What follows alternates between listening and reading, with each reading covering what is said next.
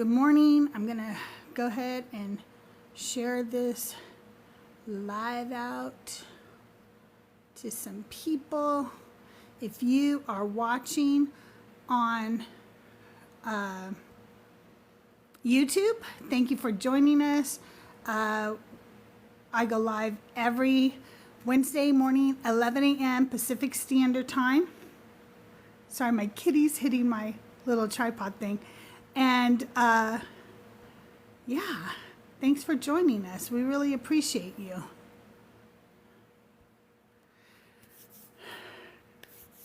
Hey Hippie, how are you today? Can you hear me okay? Just let me know.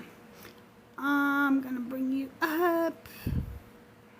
There you go. Hi Joyful, thank you for joining.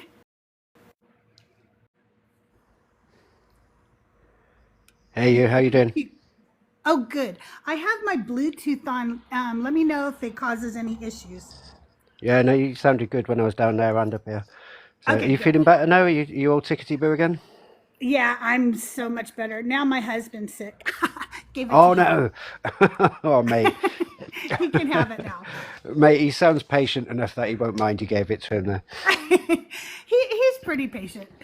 He's pretty patient. You guys, this is what keeps knocking my little tripod. This is Sputnik. He wants to play at my feet right now, and it keeps knocking my camera around. So I'm going to give it a few more minutes, see if Nick comes in, and maybe Biblical Scholar. I don't think I shared it out to Biblical Scholar. Let me share it out to him real quick. I'm sat sharing it to people.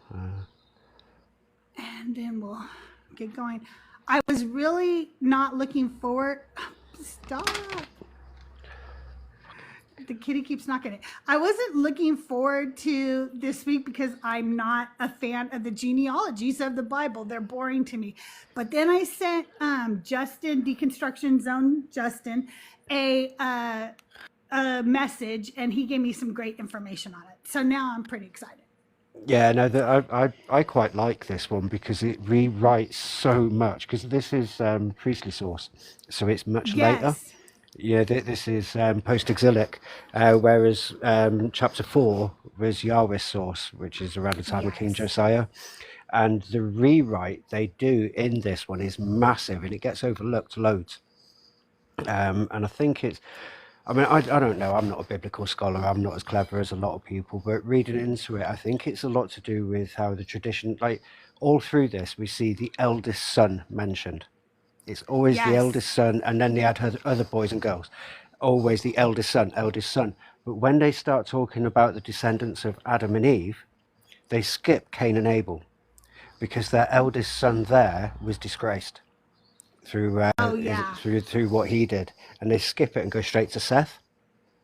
You know, so it's yeah. I think the rewrite is huge just in that department, like you know. And I think it's to do with the family. You know, he's dishonoured the family through his actions of offing his brother. So Oh, they've just yeah, that removed him. makes a lot They've of just sense. removed him in the old bit, like in this new rewrite of it all. But they've also padded it out loads before Enoch turns up. There's loads of padding. There's new family members appearing. They're making a longer timeline before Enoch turns up.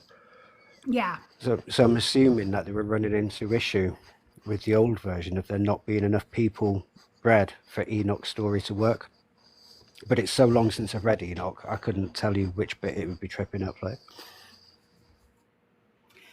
Hi, Jean. Thank you guys for the gifts. Thank you for the likes. Let's keep liking that. If we can get to 1,000 likes, that would be great. I'm going to go ahead and get started. I'm going to give you guys a little bit of my notes that I got from Justin, and then we'll go ahead and start reading, okay? So, like I said, I sent Justin a little note and said, and thank you, Deconstruction, for coming up. I appreciate you. Hey, no problem. Thanks for having me up. No problem. If you are friendly and you're in the chat and you want to come up to talk, please just send me a request. Hey, Joyful, thanks for being here and listening.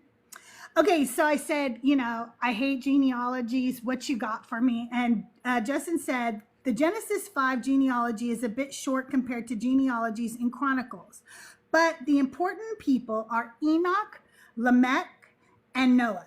The list should be should probably be understood in light of the Sumerian king list.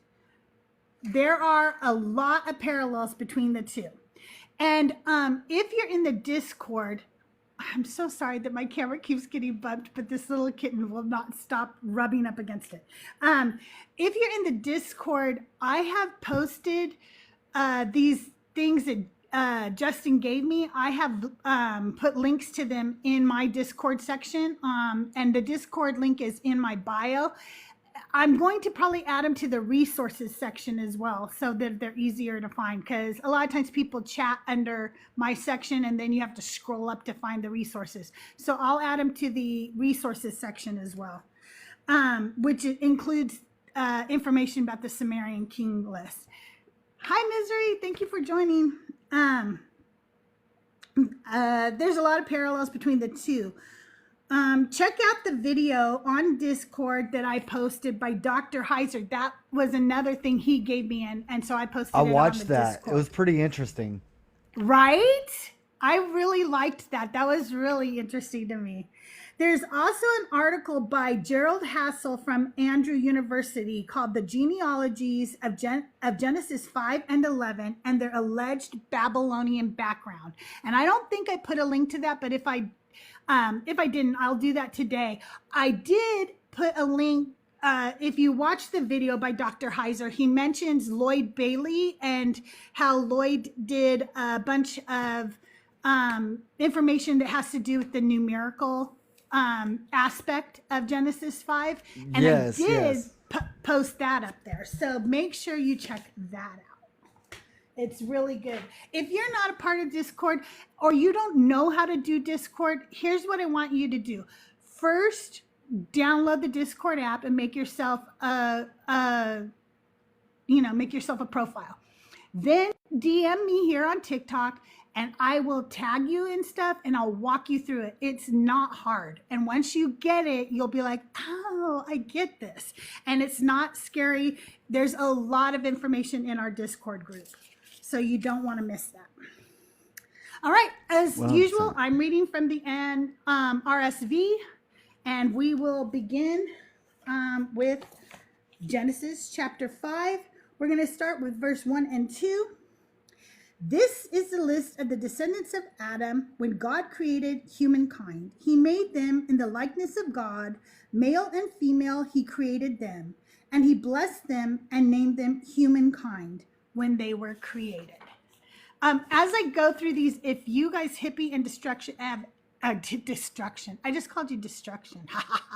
Deconstruction.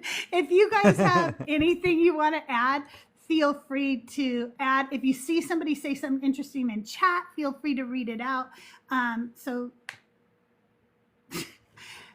if you're a mod, let's get rid of all political BS in the chat. Thank you. Hallelujah. Okay, so the first thing I have is that there's a little commentary that I have that says the generations of Adam. The phrase introduces a new section focusing on the descendants of Adam. In the likeness of God made he him. This reiterates the creation of mankind in God's image, echoing Genesis 1:26 and 27. Male and female created he them emphasizes that both man and women were created in God's image and were equally blessed. That's what this says. I don't agree. As we go on in the Bible, you know that they are not equally blessed. That's just bogus. Can I say what I think is funny about this is that Sure. in Hebrew, it's like, okay, so male and female, he created them, he blessed them and called them Adam. Because the name for humans is Adam. Like just man or man, you know what I mean? Yep. And so it really reads weird. There's places where it says Adam and Adam, and it's like it's the way of saying mankind. There's actually no reference to women. It's like mankind as in all humans, but it puts man at the beginning. So that claim that it shows men and women equal only works in the English translations, not in the Hebrew. Right. Right. Yeah. I think that's an important point to stick out. Absolutely important. Okay, verse 3. When Adam had lived 130 years, he became the father of a son in his likeness, according to his image, and named him Seth. So at this point, we have completely ditched Cain and Abel. It's completely written Right? out of the script because they brought dishonor on the family. So if we're all descendants of Adam, we're all descendants of a dishonored family. So they've had to ditch them out. These I 4 and 5 were never meant to be in the same book together in the same text. They've been and I Right. don't put remember together, but they weren't meant to be there. yeah, I agree. This later one we're on now is a rewrite to get rid of the Cain and Abel dishonoring family bit. Well, that's my opinion And anyway. and also, I don't remember if it says it here or somewhere else. It says that he had other sons. We never even hear about the other sons. It's like the other sons didn't even exist either. But all the way Did he through have this, them before? Did he have all the them way through, after? all the way through this genealogy, all we hear about is the firstborn son. Never whether they had a daughter first or whatever, and then it says, and then they had a Nothing. daughter. It's crazy. Yeah, it's always because they would be the ones who would inherit. It would be the firstborn son who would inherit everything from the father, and any other siblings got what that son felt generous enough to share. And here's the little commentary that I got on that. 130 years indicates the age of Adam when Seth was born. In his own likeness, after his image, reflects the continuity of God's image in humanity, although now marred by sin. Seth, the name, means appointed or granted, signifying his role as a replacement for Abel. Could you See, imagine? even back then, Crystal, they knew babies look like old men. That's true. That's true. I just can't imagine though, like how horrible in any time. I don't care if it was biblical times because I hate when people say that. Well, that was back then. Ever being a child that was there to replace a child that your parents lost. What a horrible role you have to play for that. Like, how could I ever replace the one you loved first? I would hate that personally. Yeah, that's just a that's personal really opinion. cringy. Yeah. Okay. Then 4 and 5 says the days of Adam after he became the father of Seth were 800 years, and he had other sons and daughters. Thus, all the days that Adam lived were 930 years, and he died. So 930 years after eating the fruit, God's promise actually came true. Right? It took a minute. It took a minute, okay? Like, even though he said you will surely die on that day, Yeah, the yeah. day- 930 years later. Yeah, I don't know if you ever seen exactly. SpongeBob when like a huge time goes by that there's like a boring announcer who's like 5 days later Yes. or whatever. It's like this. You see Adam like 900 years later. It's like 900 years later. Fiery Rose says, just be patient. He died eventually. Come on. And then the commentary says the long lifespans noted here are a common feature in early Genesis genealogies, often interpreted symbolically or mythologically. And he died marks the first recorded death in the genealogy, signifying the fulfillment of the curse of Genesis 3:19. Whatever. It said back then he was going to surely die that day, and he didn't die that day. I still go with God was, tiny, rawr. Thank you, Tracy. I still say that he lied and the serpent told the truth. I'm sticking Right. with that. Me too. And I do want to First also. sin was carry on. Sorry. Oh, go ahead. Go ahead. No, I was going to say first sin of the Bible was God lying. Absolutely. He brought the sin on earth. I was going to And say what were you going to also.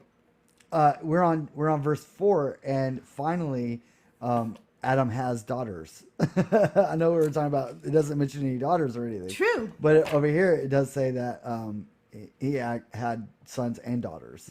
So this is actually like one of the only ones that gives that reference. Yeah, True, all I the didn't sons even had to think breed of with someone. Yeah, they all needed to have somebody eventually. At first, it just seemed like there was just 3 guys, and somehow they populated the earth. That just seems weird to me.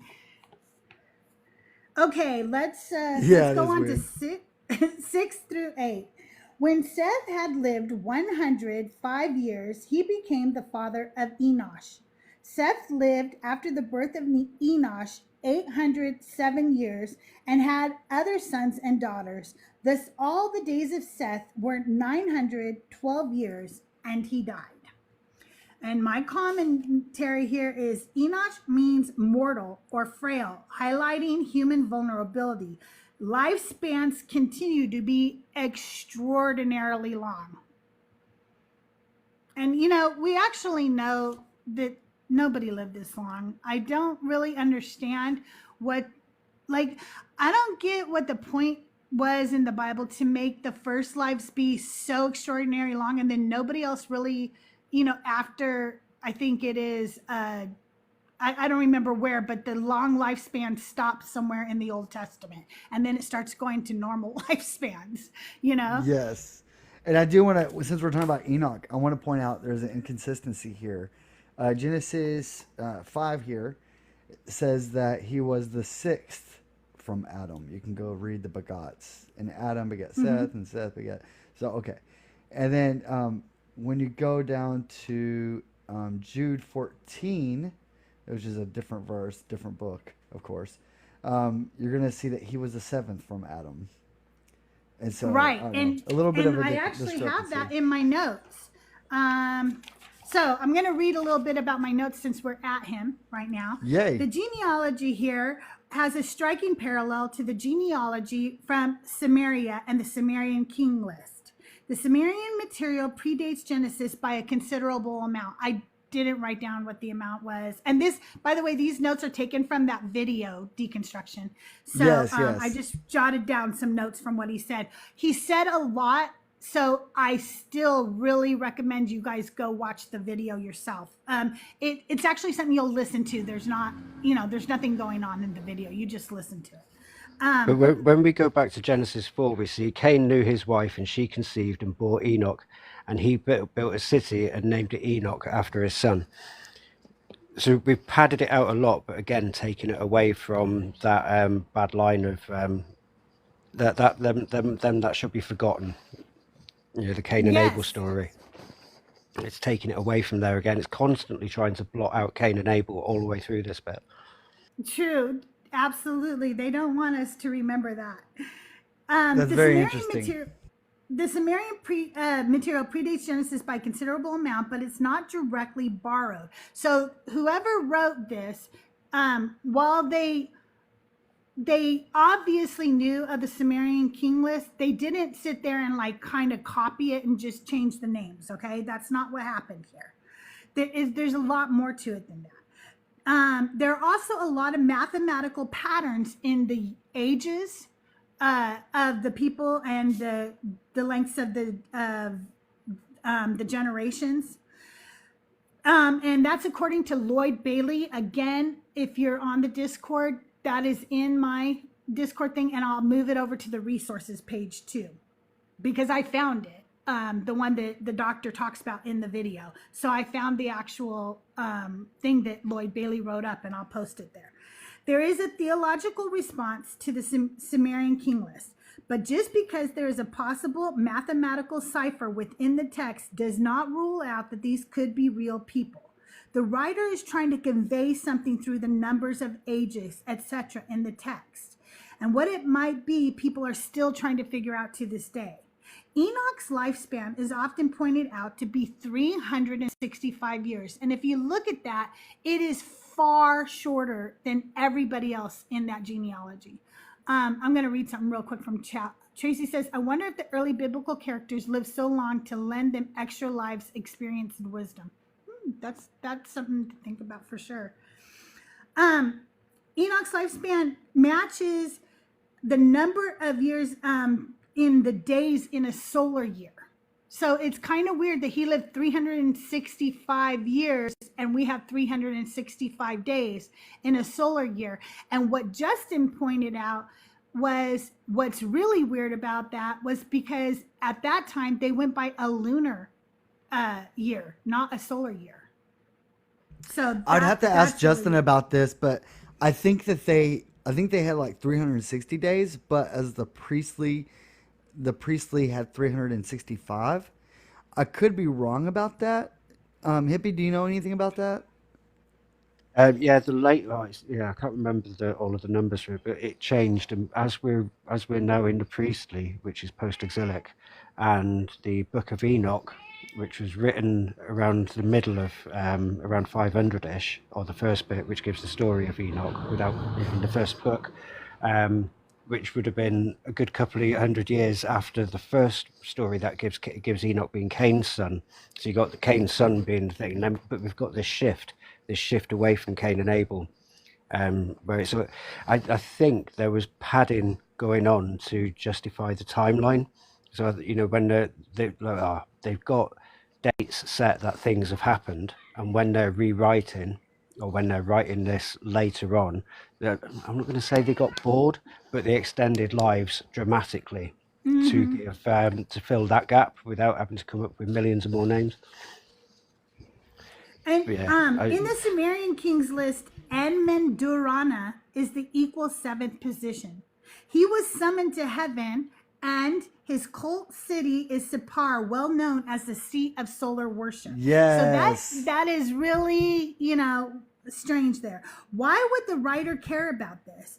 It would be to deny the Baru priesthood, to deny the worship of the sun. It is Yahweh that created the sun, moon, and stars.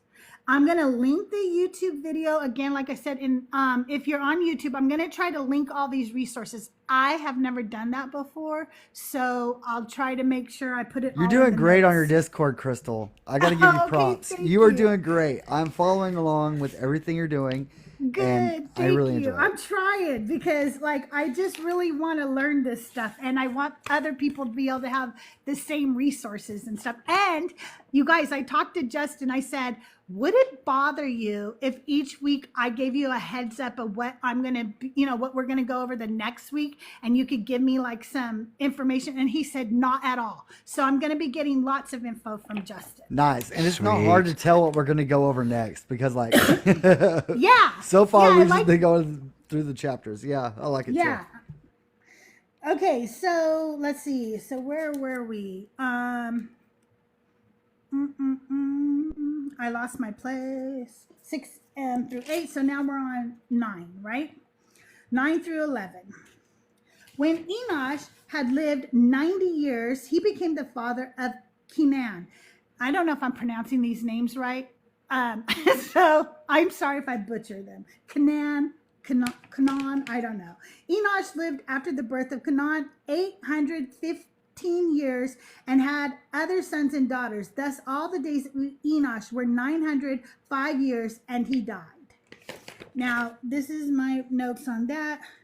Commentary. Canaan means possession or smith. Oh, wait, why is that there? Oh, I forgot to tell you. Enosh means mortal or I did tell you that. I don't know why it's saying Canaan. Oh, because it's spelled differently. Okay, so Kenan, I guess, can also mean Canaan, which means possession or smith. And weren't they the ones that worked with bronze and iron in the last chapter? And then we found out that that those things weren't even available back then. That wasn't even historically accurate. Yeah. That's pretty funny. Yeah, because the Iron Age was not even until much later. Yeah, this is all Bronze Age. Yeah. Or before, right? Like some of the stories are supposed to take place before the Bronze Age. Yeah, they're dating back to before the Bronze Age, but they were all written during the Bronze Age. But then the Bronze Age Wait a started. minute, they're written during the Iron Age, right? The Iron Age was later, wasn't it? Yeah, I'm pretty sure all these texts were kind of written or like at least heavily edited in the Iron Age, right? Oh, edited, yeah. Okay. Yeah, Yes, definitely edited. yes. Yeah, I mean, So they probably wouldn't have known that they didn't have the ability to do those things back then. They clearly hadn't thought about it. I do want to make a correction. So when I was talking about Enosh earlier, he is not Enoch. Okay, we're going to get to Enoch in just a second. So that is a different person. Their names just sound very similar. Okay, so now we are on to Canaan. Okay, when Canaan had lived 70 years, he became the father of Mahalalel. Canaan lived after the birth of Mahalalel 840 years and had other sons and daughters. Thus, all the days of Canaan were 910 years, and he died. Let's go down to him. And Mahalalel means praise of God. I specifically looked. I'm sorry. What's your question, Landon? Enosh, right? Enosh was the first one, and we're going to get to Enoch in a minute. I hope that answered your question. Enosh is in verses 6 through 8. And in my Bible, it is spelled Enosh, but I also believe it is correct to spell it Enos. Okay, great. I answered your question. So that means praise of God. I wanted to know what the names meant because I remember as a Christian, them always pointing out that all that shit was really important. And so far, I haven't seen anything really important about it. I'm just saying. They're just saying, I think, great. Yeah, I think the names really had more importance to the people back then, maybe. Yeah. I mean, I'm just saying, as Christians, they were like, see, it means praise of God. Okay, so what? Like, what? Going back, like, if I put on my evangelical mind, okay, like putting on my warped, indoctrinated mind, I had to think that everything was, birth, like, said by God. Like, every little thing in the Bible is breathed by God. Oh, so even the boring chapters, right? And what are the boring chapters? Well, the boring chapters are the genealogies. So even in these, if we can make sense out of the boring chapters, then of course everything else is going to be inspired. And so I think, I could be wrong, but I think that's kind of where it comes from. True. I'm sure. And maybe in the Torah, when this was originally written, this all meant a lot more to the Jewish people who are reading it and their names and blah, blah, blah. But right now, I'm not seeing that was significant, that Mahalalel's name was praise of God. I just personally see what I kind of don't think, see. and I don't know what Hippie thinks about this, but kind of going back to what Michael Hauser was saying, how this could be real people. Like these people could have, they could have had some leaders in local time, or like in like their history, or I don't know, stories around that time when they were creating these other stories, and they were fitting these real life men or like heroes, quote unquote, to their people into these stories. I'm not sure about that, but I could see that being a possibility. I don't know what you think about that. No, I could Hippie. see that too. Definitely makes sense. All right, let's go to, now we're on Mahalalel, verses 15 and through 17. When Mahalalel had lived 65 years, he became the father of Jared. Just for the heck of it, I did text Justin and I said, hey, was J not a letter of the Hebrew Bible? Because I always hear that, okay? And he was like, it's true, it wasn't. And I said, okay, because I see like Jared in the genealogy. And he said that was probably English translating from German. And that's where we got that. It was probably like Yared or something like that. Okay. Yeah, all of these names are transliterated, aren't they? None of them are what was actually were at the time. And so that's one thing that really shocked me too, because I thought all these names were translated from. Yeah, I totally did too. So I'm right there with you, Crystal. All right, I was like, wait, if there's no J, why is his name J? What trips people up a lot is that. I mean, I know they think that Jesus' name is like. I know they know it's like Yahweh or Jesus or whatever. Yeah. Yeshua. Yeah, that's right, Yeshua. But not a lot of them know it's like Jesus or whatever in Greek. And so but the first Christians weren't calling him even Yeshua. They were probably calling him in Greek, like after the 1st, 2nd century, Isus or whatever. And it sounds a lot similar to Zeus. So I'll leave it right there. Yeah, exactly. Patrick, there's no debate. This is not a debate forum. We're just doing Bible study. Each week we go over a chapter of the Bible. I like what Tracy said. It's like in the 90s when you had to pick a Spanish name for your Spanish class. I was Carlos. Carlos, no. I was Cristal. Okay. When Jared, Mahalalel lived after the birth of Jared 830 years and had other sons and daughters. Thus, all the days of Mahalalel were 895 years, and he died. And let's see. Jared means decent. That's kind of a boring name. You were Juanita. Oh, I like that. And Lucia. Oh, yes. Me llama Lucia. So that's kind of a boring name. You're just decent. I don't know. I know that Jared from Subway wasn't decent.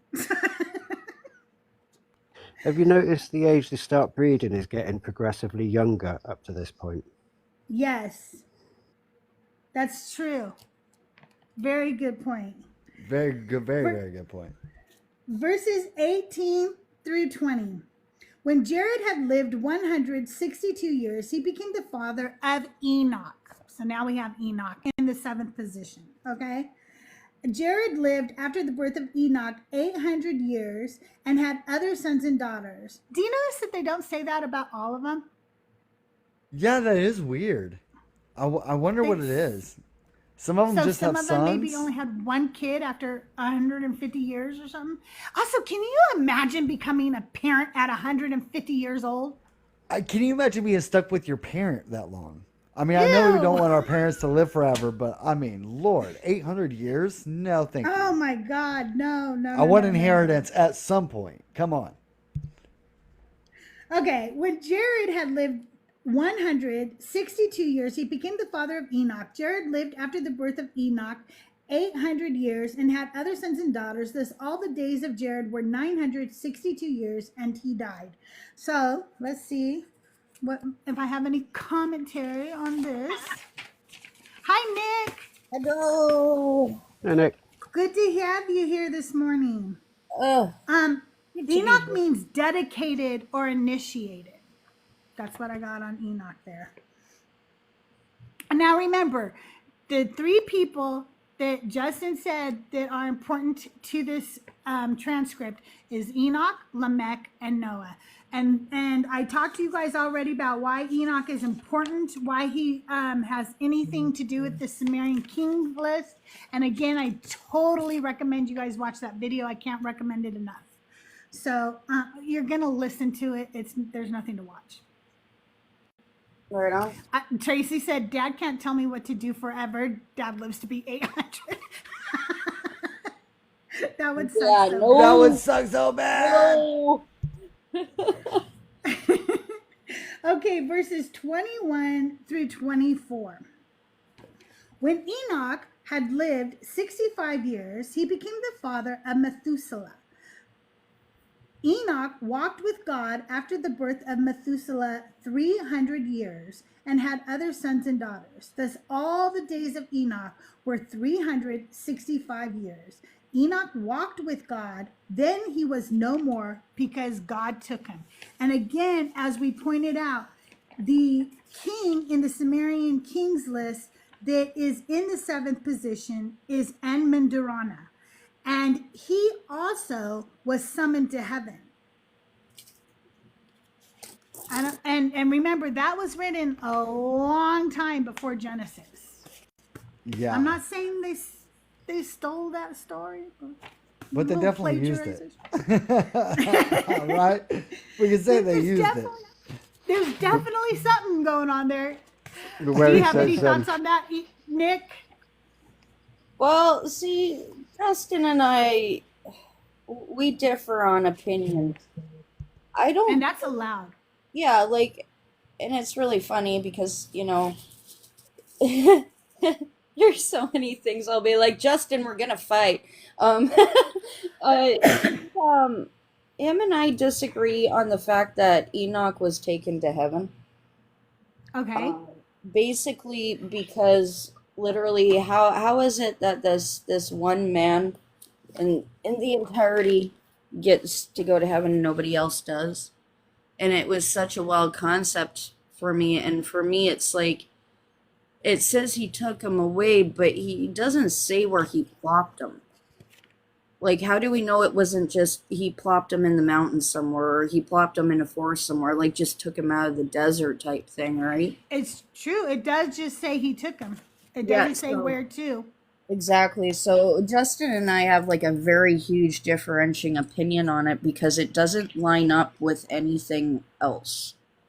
Like we do know in the New Testament, you know, people start getting to go to heaven and stuff, and you know, his most righteous and whatever. But it's weird to me that not Adam, not Eve, not Moses, not Noah, nobody got taken, but Enoch, who only has a very brief excerpt, did. It's like, Well, what do you think about it being in comparison to? Did you hear what I read from the Sumerian from that video about the Sumerian king list? no, sorry, I didn't. Okay, let me reread it for you. Okay, it says the genealogy here has a striking parallel to the genealogy from Sumeria and the Sumerian king list. The Sumerian material predates Genesis by a considerable amount, but is not directly borrowed. Like they didn't just change the names and put the whole story in. Okay. But there is more to it. There are a lot of mathematical patterns that are pretty apparent according to Lloyd Bailey, and I posted that in the Discord. So if you want to take a look at that, you can. There is a theological response to the Sumerian king list, but just because there is a possible mathematical cipher within the text does not rule out that these people could have been real. The writer is trying to convey something through the numbers of ages, etc. in the text. What it might be, people are still trying to figure out. Enoch's lifespan is often pointed out to be 365 years, the number of years matching the number of days in a solar year, which should not have been because they used the lunar calendar at the time. Mm-hmm. In the Sumerian kings list, Enmendarana is the equal seventh position to Enoch. He was summoned to heaven, and his cult city is Sippar, well known as the seat of solar worship. Why would the writer care about this? It would be to deny the Baru priesthood, to deny the worship of the sun.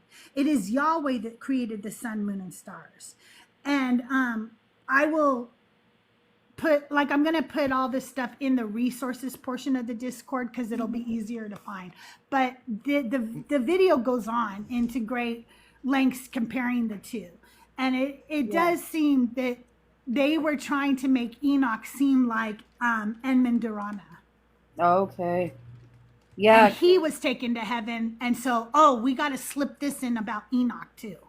Right, See what which, I'm saying? which is wild. They would have been better off just not putting that part in there altogether. Right. Right? Yeah, because, like I said, there's some things that I won't agree with on scholars just because they still have what I call a biblical bias. So it's like, well, we kind of got to look outside the biblical bias and kind of look. Yeah, I get Jewish tradition, but that wasn't Jewish tradition that people just got grabbed and taken to heaven. So it's kind of like this common sense logic, like the math ain't mathin', right? Right. So, I mean, whenever I look at the verse when it talks about Enoch, sorry, Crystal. No, that's okay. Go ahead, and then the person above you, Nick, wants to ask you a question. Ginger Northam does. Yeah. But let deconstruction go ahead. So the verse, and I don't know really Hebrew enough to really even talk on it as much. I'm trying to learn it, but it takes a minute for me. But anyways, when it says, and he was not, verse 24, Enoch walked with God, and he was not, for God took him. And you look at it, there's like different ways that you can, I guess, read that. Like, he was no more, he was not found, he did not die, he was not seen again, he All was of not the there in others the end usual with- sense. All of the others end with, and he died. This one doesn't. Yeah, and Right. and so I'm thinking that just by my ignorant analysis, of the I love that ability, ignorant analysis. yeah,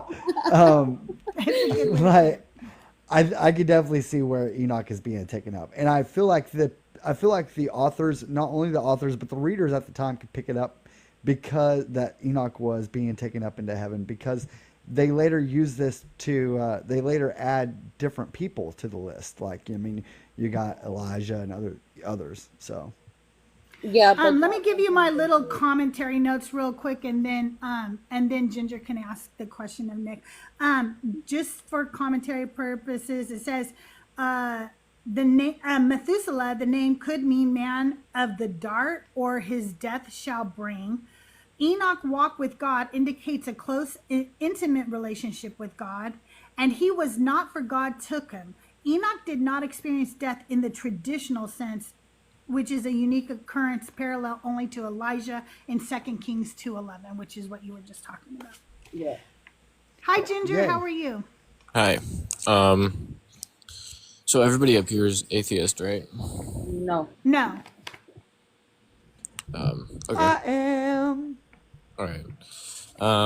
So just some context on me before I go ahead and ask my question. Just some background. This isn't a substantiation for anything that I say, or anything I say or anything like that. What I wanted to say was, I'm currently pursuing 2 PhDs in Scandinavian Studies and Pagan Religion, with a minor in Archaeology and World History, and just picked up a minor in Theology recently. And my question is, and I'm a 3rd generation Austrian practitioner. My question is this: in terms of the atheists on the panel, right? Would you say that you're logically consistent in being, in your disproving or arguments against every form of theism, including polytheism? That's a great question, Ginger. I So- want to ask you a question real quick.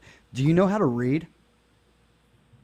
Because behind Crystal it says Bible study for non-believers, not a debate forum. Can you read that? Yeah, I can. You do have a PhD, so I'm sure you could read, right? Yeah, I can. Okay. So what about we're the not gonna background are you debate. confused about? Because that was the debate setup. Yeah, thank you. Deconstruction. Thank you very much. Yeah, we're You're not welcome, here Crystal. to debate today. We're just here to learn and know. And if you notice, Nick, by the way, I changed my background just for you, for Vintage Witch, and for a few other people out there, because it used to say for atheists, but now it says for non-believers, because I love all you, and it's just for people who don't believe in that Abrahamic religion. Oh, Yay. we don't have to do that. I'm totally okay with rolling with you guys, because I also I like sitting in the background on these atheist lives, and they're like, "Oh, you're just atheist," and that's when I get to go, "Boom, baby, I ain't. Let's go." You know. I know I didn't have to do it, but I was like, no, Nick's up there every week helping me. And then I have people in the chat that are, witches and pagans and stuff. And I want to be more inclusive. And so, yeah. So I changed it this week because I'm like, no, we're not all atheists. And Well, I'm that's just like, if you're okay. going to get up here and give like a 5-minute dissertation about how you have your PhD, fucking read the background. Yeah, I mean, that's the least you can do. I mean, yeah, so, okay. Thank you. Thank you. Okay, now I forgot where we're. Okay, so we just finished Enoch and Methuselah. So we're on verses 25 through 27. When Methuselah had lived 187 years, he became the father of Lamech. Methuselah lived after the birth of Lamech 782 years and had other sons and daughters. Thus, all the days of Methuselah were 969 years, and he died. Notice how the years went back up after Enoch. Like we were all up in the 900s and stuff, went down to 365. Then we went back up to the 900s. I do think that has a lot to do with the Sumerian kings list and the solar year or something, because it's I too agree. weird. Yeah, I it- totally agree. But it doesn't end with "and he died" with that one, does it? With Enoch, so I reckon he was, middle-aged for the time. Oh yeah, true. And my only commentary for this is that Lamech means powerful or strong. And also Methuselah's age is the longest lifespan recorded in the Bible at 969 years. Anybody else got anything on that one? I don't remember, I didn't ask, I guess I should have. Other than Lamech, I believe being Noah's father, I didn't ask why we need to know about Lamech. I guess I should have asked Justin that. because he pointed out that we should know about Enoch, Lamech, and Noah. Have you guys ever considered that it wasn't maybe the ages they were living to, but the numbers were significant somehow? We just haven't figured that out. Like, it is a little weird that Enoch lived Yes. 65 days. That's why I put up the thing by Lloyd Bailey. When you're in the Discord, I'm going to move it over again, like I said, to the resources today. Lloyd Bailey has this whole mathematical breakdown about it, and it's really interesting. And to be honest, I haven't read it all. I also haven't read the whole article that Justin gave me called "The Genealogies of Genesis 5 and 11 and Their Alleged Babylonian Background." So there's some Babylonian ties there too. Yeah. Well, most of the Old Testament is Mesopotamian, Assyrian, Sumerian, Babylonian, Egyptian mythology thrown into one, and that's why it's so hard to get through for a lot of people. Yeah, I learned that from you. And I was like, Things that make you go. Exactly. The Bible does that all the time to me. Yep. Okay.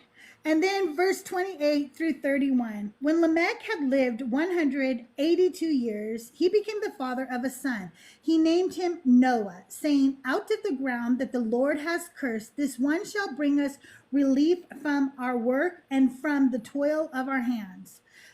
But did Noah really do that? I don't think he did. Lamech lived not being alive stops you working. No, that's true. I guess he did stop a lot of people from having to work.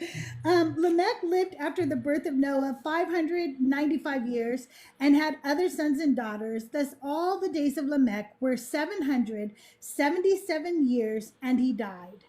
After Noah was 500 years old, Noah became the father of Shem, Ham, and Japheth. Why does he get 3 sons on his?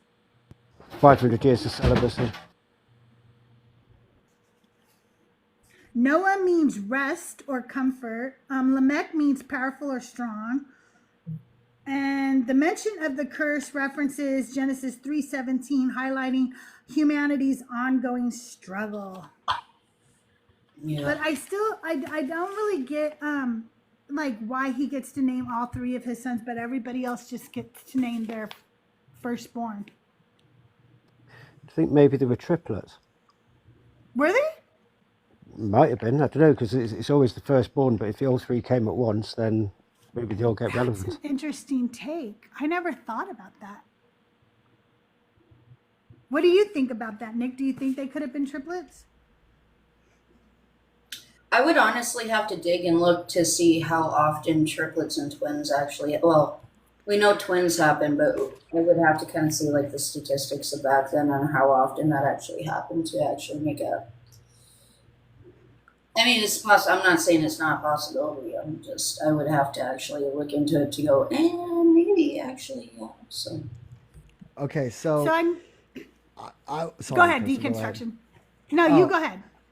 I was going to say, the real reason why I think that's probably all of Noah's sons are listed is because they were the patriarchs that, in their story anyways, they're the patriarchs that repopulated the earth. That could be too.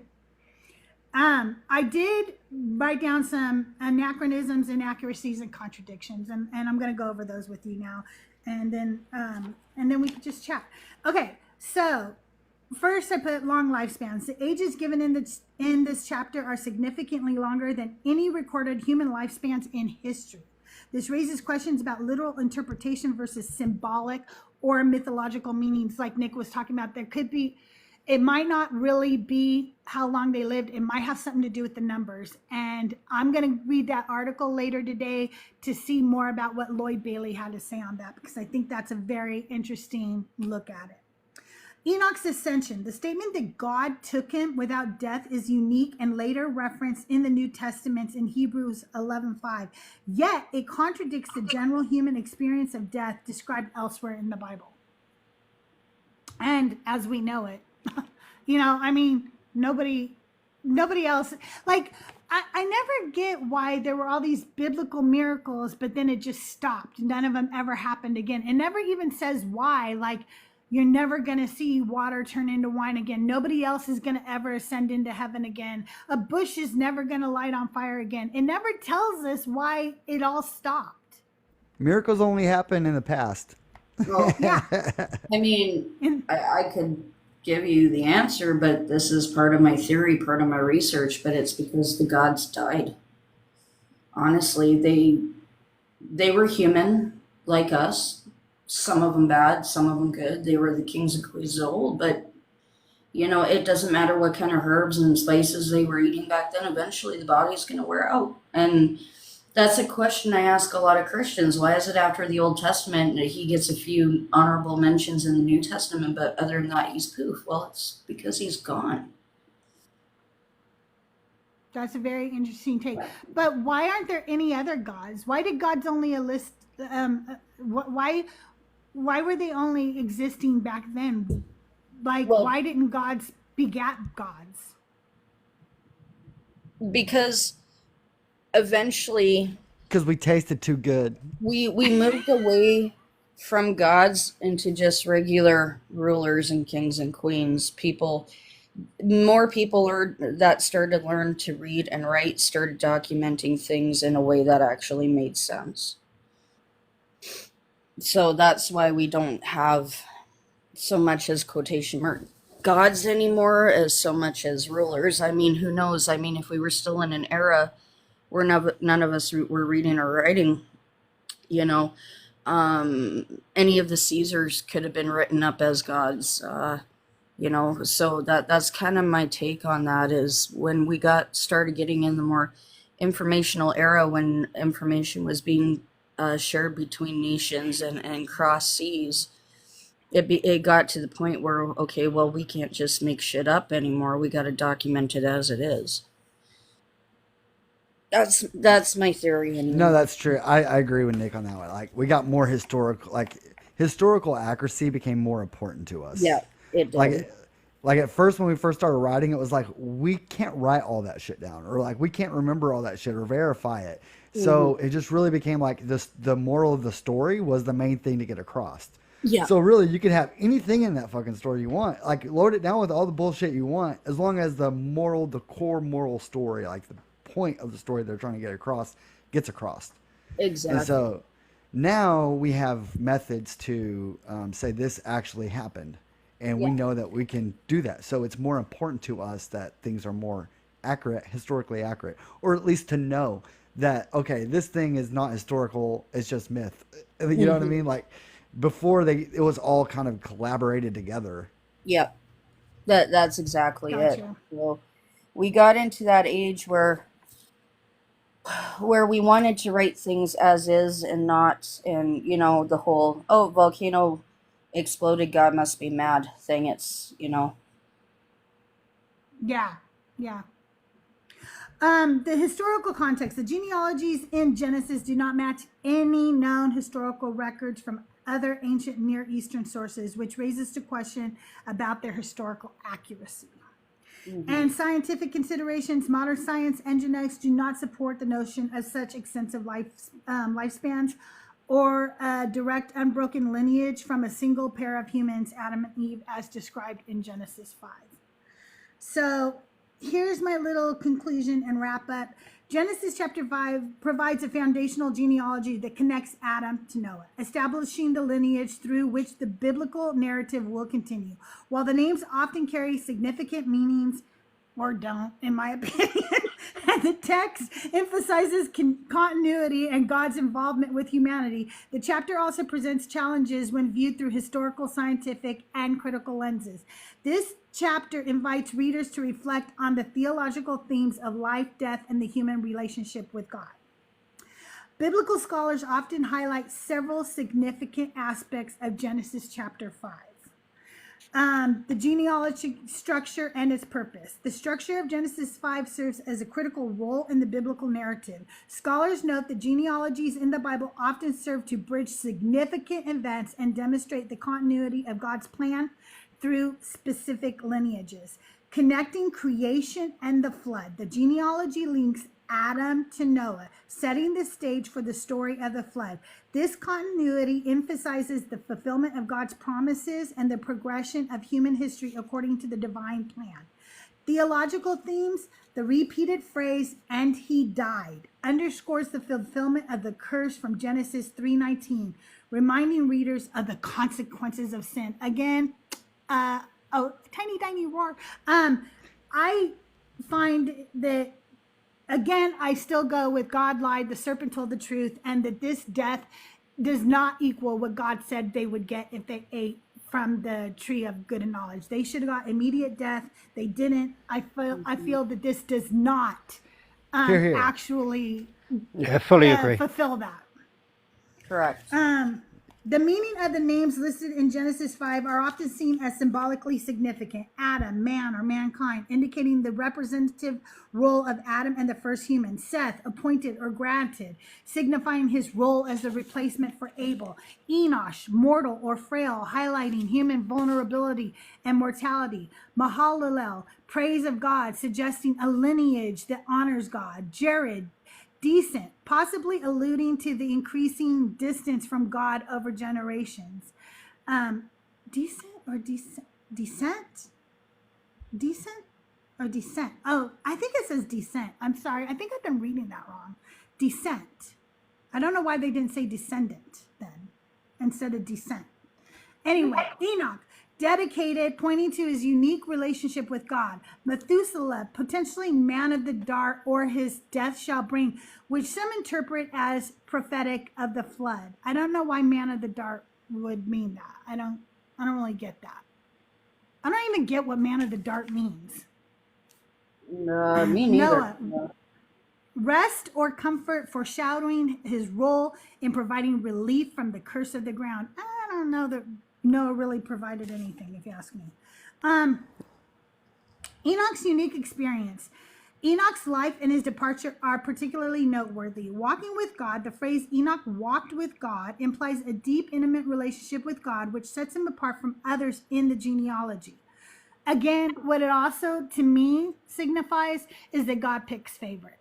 And he always has, and he always will. And I think that, that in and of itself makes him a really bad father figure in my book. But that's just me. Translation without death. Enoch's translation without experiencing death is unique in the Old Testament, paralleled only by Elijah in 2 Kings 2:11.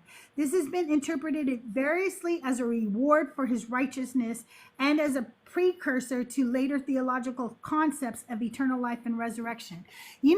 I'm sorry, the way it's just shoved in there didn't seem like it fit to me. And that's why I believe it has more to do with the Sumerian Kings list. It was like, let's just stick this in here. It was so random. Mm-hmm. I agree. That's why Justin and I disagree so much on this thing, because it's like, I don't think he died at all. Like, I think there's a good chance that, like, without reading the Sumerian, this is just going on based off of my reading, of course, but isn't there a chance that he, went and got lost in the desert, and there was a desert storm covered up his body and just nobody found him, so they were like, God took him. I mean, yeah, like historically, I definitely think that could have happened. I think that we made up lots of stories to explain things we couldn't understand by using, magic and shit. You know what I mean? Like, because we didn't have any other answers. So we're like, yeah, God took him. But it's like... Don't we still do that when, not me or you, but don't Christians still do that when somebody dies? Well, God took him, and it was just his will, and it was just the best. Instead of saying, no, the person had cancer and they died. Yeah, right. We explain it away in some magical way. Yeah. Could it be that Methuselah did him in for the inheritance that he wanted early, because his dad's still in his middle age, and at that point comes up with a very elaborate story of where his dad's gone so that no one looks for him? Yeah, possibly. That could be. Enoch was the man of night because he wrote they say he wrote his text during the night. I had to look that up because I was confused. But yeah, I want to say something too, Crystal, before I have to get out of here. One thing that I found interesting was that, so Genesis 4 that we read, I wasn't here, but you guys read it, was Cain's descendants, right? And this one's all about Seth. And so it was like, it's about like the evil generations or the evil offspring and the blessed offspring, pretty much, the righteous offspring. And we could see that there are 4 people that crossed over from those different generational lines from chapter 4 to chapter 5. You have Jared, Enoch, Methuselah, and Lamech. I don't know if I'm pronouncing that correct.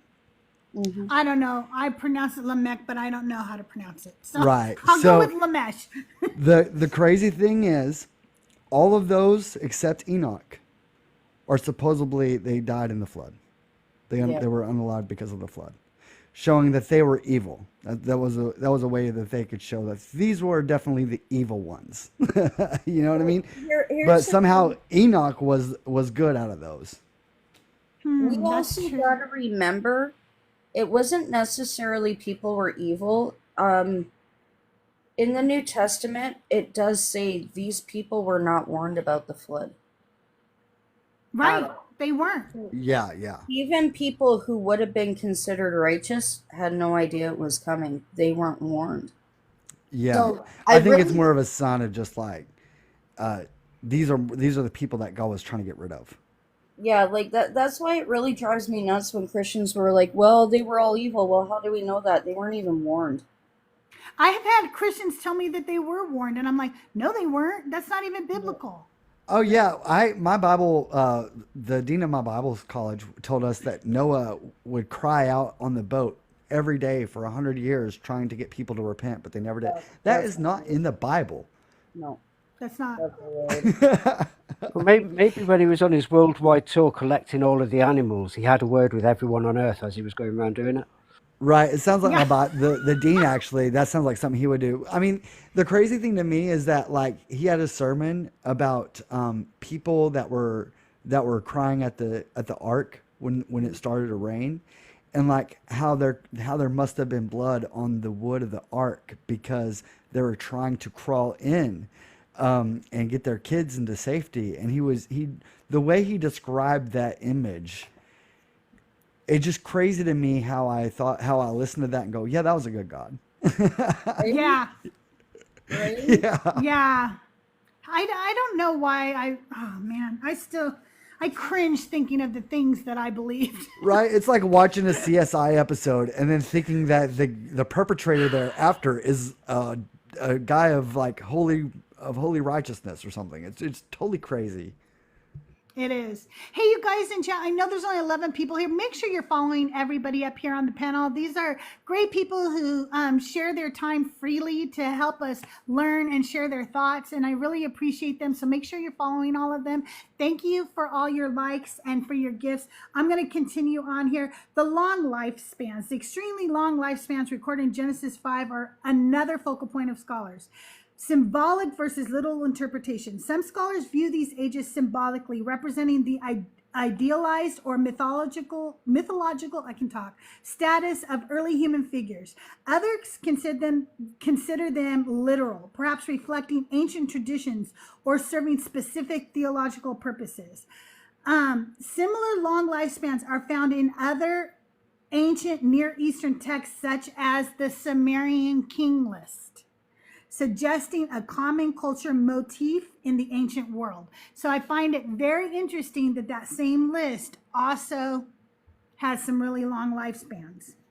That is very interesting. Theological and literary functions. The genealogy serves both theological and literary functions with Genesis and the broader biblical narrative. The genealogy shows the continuity of God's covenantal relationship with humanity despite the pervasive presence of sin and death.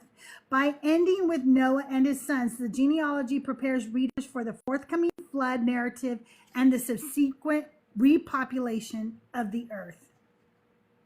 The pattern of 10 generations. Scholars note the pattern of 10 generations with Adam to Noah, which may hold symbolic significance. The number 10 often symbolizes completeness, and order in biblical literature. The 10 generations might signify a complete era from creation to the prelude of the flood. Later biblical genealogies, such as those in Matthew 1, also use structured generational pattern, indicating a literary technique to convey theological messages. So that's what I got for you guys. Oh, wait, I guess there's a little bit more here. The genealogy not only connects key biblical figures, but also conveys deeper themes of human mortality, divine continuity, and the unfolding of God's redemptive plan. Scholars continue to explore and debate these elements, enriching the understanding of this pivotal chapter in the Bible. Prominent atheists and skeptics often critique Genesis chapter 5 from various perspectives, focusing on its historical, scientific, and logical aspect. And I can go over them all, but I think we've all kind of gone over them. There's the long lifespans, population genetics, like the idea of all humanity descending from a single pair. We don't really believe that. Sorry, I didn't see deconstruction lead, but thanks. Historical inaccuracies. Critics have pointed out discrepancies between the biblical genealogies and known historical records. Absence of corroborating evidence. There are no independent historical or archaeological records that confirm the existence of these specific individuals or their ages. The genealogies do not align with any known ancient historical records outside the Bible. Comparisons with other ancient texts, the long lifespans, and I can't talk, you guys. Genealogical format have parallels in other ancient Near Eastern texts, such as the Sumerian king list. Atheists argues that these similarities suggest that biblical accounts were influenced by or borrowed from existing mythological traditions, which we're finding throughout the whole Bible, right? I don't really find a lot that's not borrowed. Would you agree with that, Nick and Hippie? Yeah, I think the name Yahweh is pretty unique. Apart from that, it's all blagged from somewhere. But the actual stories all seem like, we see the flood in other religions. We see the creation story in other religions. We see all of, and now knowing about the Sumerian kings list, we even have this genealogy set up in other cultures and stuff. I just see that it's a lot of being borrowed. Well, yeah, that's the $1 million thing. It's being borrowed. It's like, it goes back to that whole thing where Christians say you need the Holy Spirit to decipher the Bible. No, you don't. You just need a thorough knowledge of basically every belief system out there. Right? Accurate, I think. I always think when people say that, I think if I was a charlatan, that's what I would tell you too. Yeah. I would be like, you couldn't understand this because you don't have the magic that I have, Right. That's what I don't get with that argument, though. If I need the Holy Spirit to be able to understand the Bible, but I need the Bible to find God, so therefore get the Holy Spirit, I'm screwed from the beginning. I can't get there. Mm-hmm. Right? Absence of corroborating evidence. Let's see. Comparison text. Okay. Atheists often critique the theological implications and logical coherence of Genesis 5. The chapter implies a divine plan that includes the fall, suffering, and eventual death for all humanity, which raises questions about the nature of God and the problem of evil. So again, we're having to, as an atheist, I have to say, all of this was God's plan to begin with. He could have not done any of this. So people keep blaming man because of free will, but we really didn't have it. It was all a plan to begin with. The ambiguity between literal and symbolic interpretations of the text can lead to confusion and inconsistency with theological frameworks. If interpreted symbolically, the genealogies lose their supposed historical reliability. If taken literally, they conflict with the established science and history. So no matter which way you look at it, we've got some issues here. Yeah, agreed. Wholeheartedly agree with that. Misery says, right, they literally could have just not. Philosophical critiques often focus on the nature of faith and belief in the context of Genesis 5. Atheists argue that belief in the genealogies require a level of faith that is unsupported by empirical evidence. They contend that accepting such extraordinary claims without verifiable evidence undermines rational inquiry and critical thinking. Occam's razor. Some atheists apply Occam's razor, suggesting that simplest explanation for the long lifespans and genealogical details is that they are mythological constructs rather than literal historical accounts. Atheists sometimes point out perceived contradictions between Genesis 5 and other parts of the Bible. There are variations in genealogies elsewhere in the Bible, like Luke 3, which can lead to questions about the reliability and consistency. And the flood narrative, the transition from Genesis 5 to the story of Noah and the flood, introduces theological and logical challenges such as the extent of the flood and the repopulation of the earth, which are difficult to reconcile with a literal interpretation. Prominent atheists often approach Genesis chapter 5 with a critical eye, questioning its historical, scientific, and logical validity. They argue that the chapter reflects ancient mythological storytelling rather than empirical truth, and they highlight the challenges it poses to a literalist interpretation of the Bible. These critiques are part of a broader discussion about the nature of faith, evidence, and the interpretation of ancient texts. I will say it again. When I was a believer, Ken Ham said that if you do not believe in Genesis, which is the foundation of the entire belief system, then how can you believe any of it? And he said that as a Christian man, and I'm saying it as an atheist. If you don't believe it's literal in Genesis, how can you believe the rest of it? And that's why I have a problem with the rest of it. Exactly. It's too far-fetched. I mean, years and years and years ago, before we really could figure out the science behind everything, yeah, I could see why they had blatant ignorance. But in today's age, when we have so much science and archaeology and everything else backing up the fact that these things just did not happen, ignorance is no longer excused. Exactly, it's not. Can we time travel into next week a little bit? Yeah, absolutely. Right, just talking about the ages and how they're ridiculously long. In verse 3 of chapter 6, it says, "Then the Lord said, My spirit shall not abide in mortals forever, for they are flesh, and their days shall be 120 years." And that's kind of wedged in a strange place as well. It's just like stuck in as a note in the middle of talking about the sons of God and the Nephilim, which looks like it's maybe they got lazy on writing numbers and decided to limit mankind when they were writing the story at this point, or it got nearer to like memory. It was getting too close towards people remembering the stories. That's what I'm saying. Isn't it weird how it just like changes like that? But yeah, that's the point where it changes, and it's a weird addition for me. I was looking at it earlier and going, why is that there like that? It's like it's just wedged in. I often feel that things are just wedged in weird places in the Bible. Yeah, like everything between the two covers. Okay, yeah, maybe just a little bit. But it is weird. And next week we're studying chapter 6. Okay, Benny. I invited Benny up. Hi, Benny. Thank you for joining us. Yes, you are a little late. Don't worry. This will be on YouTube, and all of the resources will be put on the Discord. Next week, we're going to be studying chapter 6, which is the wickedness of humankind, and Noah pleases God. I always think it's weird, too. Like, how could everybody have been wicked? How could everybody have been wicked?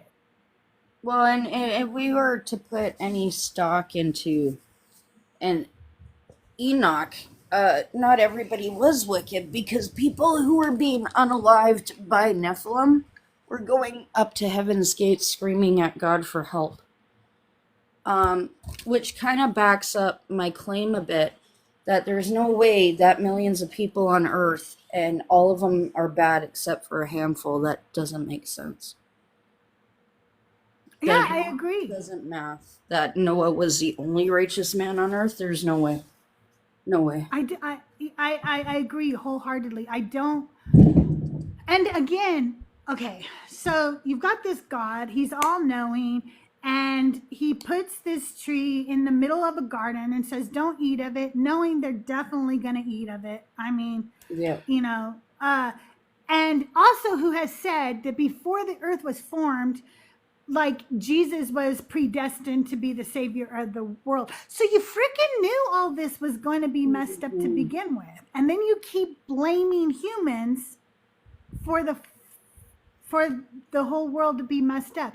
But anyway, back to Adam and Eve. At that point, you only had 2 people on the earth. You could have just wiped it out right there and started over. Literally. Why did you have to wait until there were all these people on the earth and then wipe them out in a flood? What on earth makes that a good God? Or wipe out their memory of ever eating the apple. Right? There was a million things you could have, like any one of us could have been a better God in that circumstance. And you're telling me eating a piece of fruit led Cain to unalive his brother? Like suddenly, out of nowhere? That doesn't make sense. And like, I understand being jealous of your brother because, you know, God finds favor in you or whatever, but I don't understand unaliving him over it. Like, personally, I would just be like, I would mock him all the time and be like, ooh, you're God's favorite. You know? See, I kind of understand God favouring Abel because Abel served up some meat and a good meal, and Cain turned up with this vegan dish. You know, that's never going to wash, is it? And I remember you, hippie, pointing out how God just loves the smell of burnt flesh. Like he loves that fragrance. He labours that one. He does. Yeah. He is definitely carnivorous. Which for goes sure. back to the dragon theory. It wasn't Cain's best crop. I didn't know. I thought it was Cain brought like his. I didn't know that he brought his worst crop. Is that Yeah, it true? didn't say that when we read it. I don't remember don't think it reading that says when we that. read it. I think it says that Abel was farming animals and gave the best of his animals, and Cain brought vegetables. Yeah. Hey, Let's Joel. Mr. Joel reads Bible. Hi, Joel. How is killing God's fave supposed to make him like you? That's okay. I don't think that Cain brought his worst crop. It says in Genesis chapter 4, but for Cain and his offering, he had, it does say he had no regard. I did not realize it said that. It says, I thought that was God had no regard for the gift rather than Cain had no regard I for thought what he was maybe offering. let's read it and see what we think. I'll read up a little bit. Okay. Now the man knew his wife Eve, and she conceived and bore Cain, saying, I have produced a man with the help of the Lord. Next she bore his brother Abel. Now Abel was a keeper of sheep and Cain a tiller of the ground. In the course of time, Cain brought to the Lord an offering of the fruit of the ground. Oh, okay, maybe you're right, hippie. And Abel, for his part, brought the firstlings of his flock, their fat portions, and the Lord had regard for Abel and his offering. But for Cain, he had no regard. Yeah. You're right. So it doesn't say it was his worst crop. It just says that he brought his crop. Yeah. Yeah, I would So- like to know where you got the whole worst crop Zeke thing from, because that sounds like an apologetic to me. Yeah, it really does. I think that like I said, that verse always, as a child, when I look back as a child, it made me, I'm going to invite Joel up, see if he wants to come hang out with us. Maybe I will. You know, I think that, again, it just shows favoritism with God. And in that alone, it always hurt me as a kid. It just made me feel like I might have gifts that God gave me and he doesn't even like them. Mm-hmm. You know, like, so, because Yeah. I'm an artist. So what if I draw a picture that wouldn't be good enough for God? That goes back to the whole theory that Cain was never belonged to Adam, because if you read ahead, I can't remember which verse it was, but it was comparing how God created Adam in his image and his likeness and such forth. Adam created Seth in his likeness and image, completely erasing the fact that he still had a living son. And it's like, why would they word it that way unless Cain wasn't in Adam's likeness and image? I think Yeah. this is going back to the bit I was saying earlier, because this is the later writing in 5, and they've completely written out both Cain and Abel. I think it's a rewrite to try and because they focus every line, they focus on the oldest son, but when the oldest son is unalived the brother, it doesn't carry good for the family, so they've written them out. You I know, mean, 'cause that could be. It could be. It's just, it's odd that Cain was the firstborn. I mean, it might go back to the fact that firstborn are very much Sorry. picked on by God in the Bible. No, you're fine. I totally just walked into a doorknob. That's why my voice stopped. I'm knocking my camera around and you're walking into Doorknob for a doorknobs. doorknob, I swear. But it just, like, it might go back to the fact that within the Bible you can see how much God picks on firstborns, right? From the firstborn children of Egypt, and then him demanding his people sacrifice their firstborns to him. So it might be in conjecture with that. Maybe God is like a second-born child, and he always hated his older brother, and maybe that's where his hate for firstborns come from. Who knows? I'm not saying I can understand that, but I can understand. I'm both the oldest and middle child. I got the shit all the way around, I'm telling you. I'm the baby, and okay, so I have 2 families, the one I was raised in, the one I was born in, and I'm pretty much the baby in both of them. So, yeah. Zeke says, Cain, some Abel, the fat parts of some. Reading it tells me Cain just did the minimum, whereas Abel put some thoughts into it. But I don't get that. I don't read that's that. not in the text. It's not in the text. It No. literally just says, I really believe it had more to do with the fact that Abel brought him actual flesh and Cain brought him fruits and vegetables. And in no part did God ever say, hey, when you bring me an offering, you should trade some of your fruits and vegetables with your brother and get some flesh for me because I like flesh. Because I think that he was supposed to just know that or something. I don't know, but I think it again, to me personally, it shows a God that has no compassion, that picks favorites, and he punishes people for the very thing he made them to be. Yeah.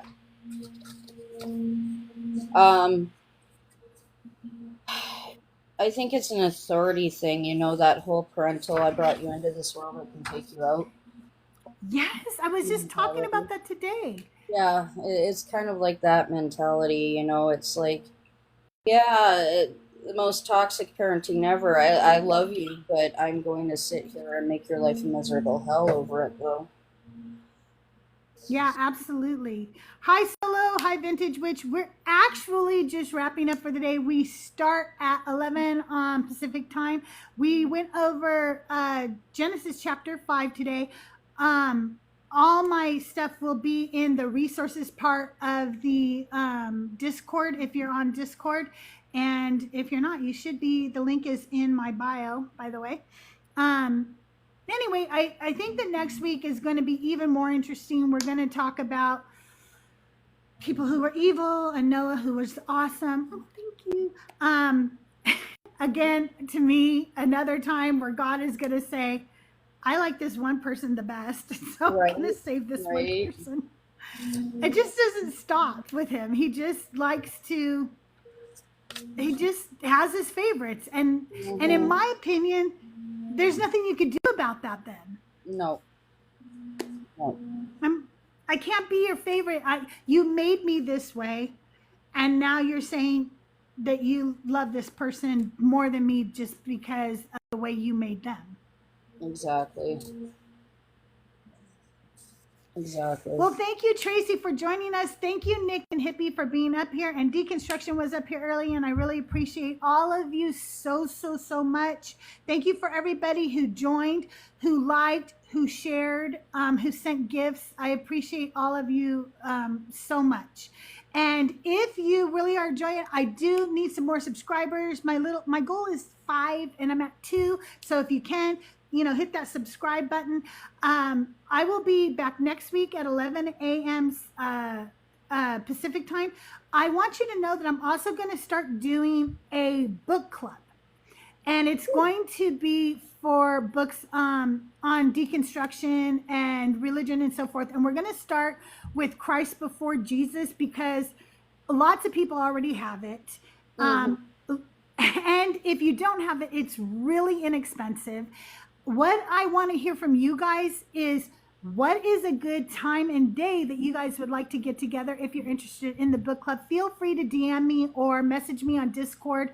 But yeah, I really think it would be fun to do a book club. I think a lot of us have a lot of books we want to read, and we just need that little bit of accountability to get together and read and go over the book together. I love book clubs. Yay!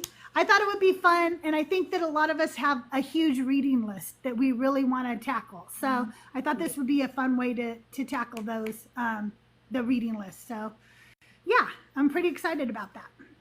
No, I won't. So let me know your guys' thoughts on that, and what books you'd like to see in the book club. Okay? Yeah, I can make a bunch of suggestions to you too about must reads as well. So. Okay, Solo Vino would like to sing a hymn to close. Does everybody know the words to Joel's? Is Joel still in chat? I mean, if we all know the lyrics to God by Joel, I think it goes something like, Jesus, Jesus, Jesus. Do you guys know that one? Yeah, I don't know how many times we do the Jesus part before the Christ part, though. I can't remember how many. Yeah, and he added some words at the end, and I don't know all those words. He used to just be Jesus, Jesus, Jesus, and then somewhere along the way he would say Christ, but I don't. That gets me every time when he does that. Every time. It does me too. I love Joel, and if you guys aren't following Joel Reed's Bible, go follow him right now because he's awesome. Again, thank you everybody for joining us. I will see you in your lives later today. I'll pop in and maybe I will jump up on your panels.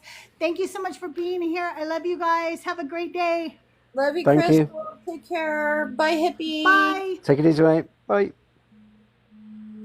Hey, what?